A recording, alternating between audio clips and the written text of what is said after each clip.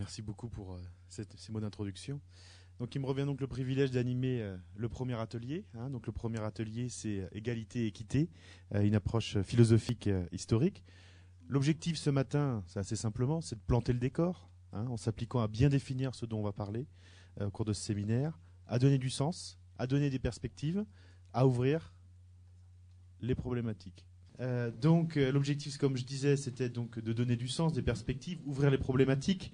Donc, de manière extrêmement générale, pour ne pas trop préempter sur ce que vont dire mes deux intervenants, ce qu'on peut dire, c'est que le débat autour des notions d'égalité, d'équité, c'est un débat pour le moins ancien, puisqu'on le retrouve dès le départ de l'histoire de la philosophie, chez les Grecs.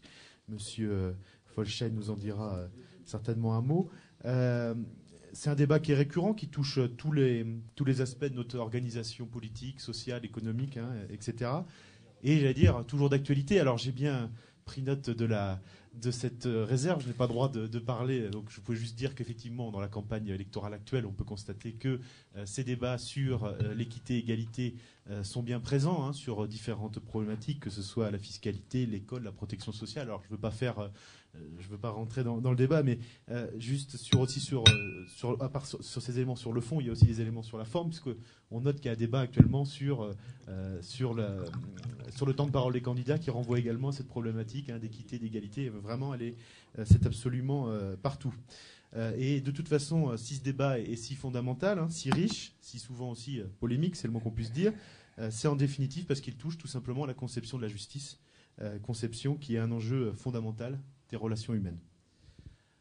Donc l'atelier comporte deux approches. Une est philosophique avec M. Folschein et une autre historique avec M. Daguet. Et elles ont un objectif commun. Alors là, je parle sous couvert du philosophe, c'est l'allégorie de la caverne. L'idée, c'est de nous faire sortir de cette caverne, justement, et d'approcher au plus près la réalité de ces notions, de ces idées d'égalité et d'équité.